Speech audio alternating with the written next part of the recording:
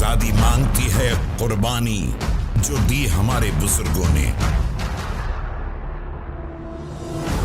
अस्सलाम वालेकुम and welcome to another video of special independence series. तो कल की वीडियो में हम लोगों ने बात की थी कि किस तरह पाकिस्तान के इंडिपेंडेंस डे पे सेरेमनीज अरेंज हुई और किस तरह जो कायद-ए-आज़म को कत्ल करने का प्लान था वो नाकाम हुआ। और आज की वीडियो में बेसिकली बात करेंगे हम लोग अपने पड़ोसियों की, यानी कि भारत की। तो 15 अगस्त 1947 को भारत के यौम आज़ादी का दिन मनाया जाता है।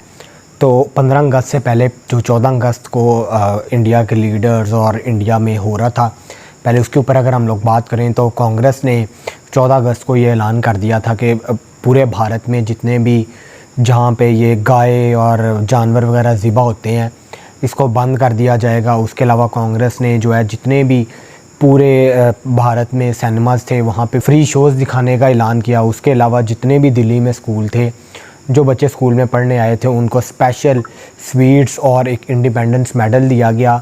उसके अलावा जो है पूरे दिल्ली को, बम्बई को और भी जितने सिटीज़ थी भारत की मेन उनको लाइटों से सजाया गया और बड़ी खूबसूरत डेकोरेशंस की गई।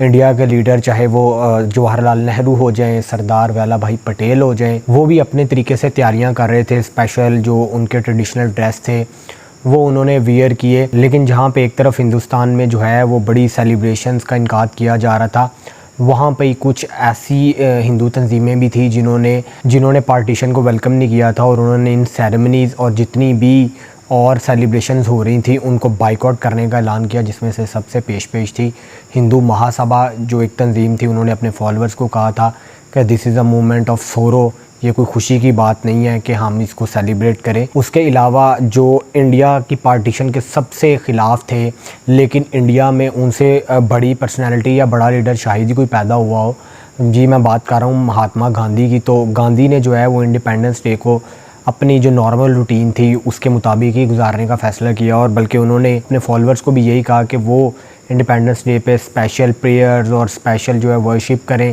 ताकि इंडिया के फ्यूचर के लिए जो है वो बेहतरी हो सके। वो कहते हैं कि मुझे तो बहुत ज़्यादा दुख है कि इंडिया की पार्टीशन हो गई है, लेकिन बात ये भी है कि ब्रिटिश राज का इंडिया से ख़ात्मा हो गया और अब हम एक फ्री इंडिपेंडेंट स्टेट है। तो इंडिया के इंडिपेंडेंस डे की सेलिब्रेशंस का आगाज़ अपने मज़हब के मुताबिक हुआ। जवाहरलाल नेहरू जो कि इतने रिलीजियस टाइप ऑफ पर्सन नहीं थे, क्योंकि वो इंडिया के प्राइम मिनिस्टर बनने जा रहे थे, तो उनको हिंदू रस्म व रिवाज के मुताबिक उनको जो है वो उनके ऊपर होली वाटर जो है वो स्प्रिंकल किया गया। उसके अलावा जो है उनको जो उनका स्पेशल पीस ऑफ क्लॉथ है वो दिया गया। उसके अलावा जो हिंदू रस्म व रिवाज थे उसके मुताबिक जो है वो उनको तैयार किया गया। सेक्रेट जो एशेज़ होती हैं वो उनके माथे पे लगाई गई। उसके अलावा पूरे बरे सगीर चाहे वो पाकिस्तान हो जाए या भारत हो जाए, जहाँ जहाँ पे ब्रिटिश राज के दौर में ऑफिसर्स अपॉइंट थे, वो अपनी ऑफिशियल जो कमांड है वो पाकिस्तान और इंडिया के लोगों के हवाले कर रहे थे।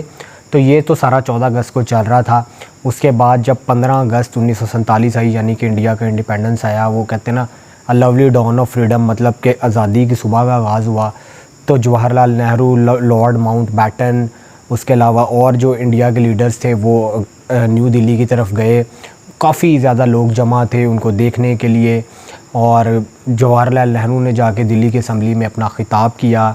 लुइस माउंटबेटन ने जिस तरह पाकिस्तान में विशेज़ दी थी, गुड विशेज़, वैसे ही वहाँ पे गुड विशेज़ दी। उसके बाद जवाहरलाल नेहरू ने अपनी स्पीच की, लेकिन इन स्पीचेस के दौरान और इन सब के दौरान डिफरेंट न्यूज़ ऑफ वायलेंस जो कि पंजाब में ख़ास तौर पे हो रहा था, उनकी भी न्यूज़ जो है वो मिल रही थी और उनके लिए ये बड़ी एक डिस्टर्बिंग थी फॉर बोथ साइड्स, इंडिया के लिए भी पाकिस्तान के लिए भी, कि we are moving towards a new chapter, we have created the history. लेकिन फिर भी जो है ये जो वायलेंस है ये ख़त्म नहीं हो रहा। लेकिन जैसे तैसे करके जवाहरलाल नेहरू ने वो जो स्पीच है वो दिल्ली असम्बली में दी और उसके बाद जैसे ही वो बाहर निकले तो हज़ारों लाखों लोग उनका वेट कर रहे थे कि जवाहरलाल नेहरू जो है वो असम्बली से बाहर निकले और वो एक न्यू झंडा जो अब भारत की पहचान बनने वाला है उसको आके जो है वो आसमान में लहराएं, इंडिया की दुनिया में एक यूनिक आइडेंटिटी बने। और जो ख्वाब उन्होंने देखा है कि इंडिया को एक नंबर 1 स्टेट बनाना है दुनिया की, जिसमें तमाम तर जो है वो फैसिलिटीज़ होंगी, इंडस्ट्रीज़ और टेक्नोलॉजी और साइंटिफिक रेवोल्यूशन, उसकी तरफ जो है वो हम लोग कदम बढ़ाए। एक तरफ तो ये सब लीडर्स जो है वो बड़ी खुशी से जो है वो इंडिया को जो आज़ादी मिली है और वो एक नए दिन का आगाज़ हो गया, एक नई तारीख़ का आगाज़ हो गया, उसको सेलिब्रेट कर रहे थे। दूसरी तरफ जो इंडिया के मोस्ट इम्पॉर्टेंट लीडर थे वो उन्होंने 14 अगस्त को भी जो है वो प्रेयर्स और अपनी उसी में टाइम गुजारा और 15 अगस्त को भी वो अपने आराम से सोए हुए थे। लेकिन सबसे इम्पॉर्टेंट चीज़ ये थी कि जवाहरलाल नेहरू ने जो इंडिया के आखिरी वॉइस रहे थे लुइस माउंटबेटन, उनको ऑफिशियली तौर पे इंडिया का जो है वो फर्स्ट एवर गवर्नर जनरल बनने की पेशकश की, जिसको जो है लुइस माउंटबेटन ने जो है वो एक्सेप्ट कर लिया। और जवाहरलाल नेहरू ने उनको कहा कि जो आप कमेटी बनानी चाहते हैं या जो आप कैबिनेट बनाना चाहते हैं, यू आर फ्री, आप वो बनाएं ताकि हम लोग मिल के काम करें। क्योंकि जवाहरलाल नेहरू ये समझते थे कि वॉइस राय माउंटबेटन को एडमिनिस्ट्रेशन का और गवर्नमेंट चलाने का काफ़ी एक्सपीरियंस है as compared to the other ministers. So that's why उन्होंने वॉइस राय माउंटबेटन को ये पेशकश की थी। तो अब तो ये तो मैंने आपको दोनों देशों का 14 और 15 अगस्त का हवाल बता दिया, लेकिन असल जो है अगली जो वीडियोज़ हैं उनमें आपको ऐसे वाक़यात को मैं बताऊँगा जो कि दिल खराश हैं और इतनी को वायलेंस हुई, इतने लोगों ने जो है वो अपनी जानें ज़ाया की कि जिसका कोई हिसाब ही नहीं है। तो इंशाल्लाह नेक्स्ट वीडियो में मुलाकात होती है। Till then take care.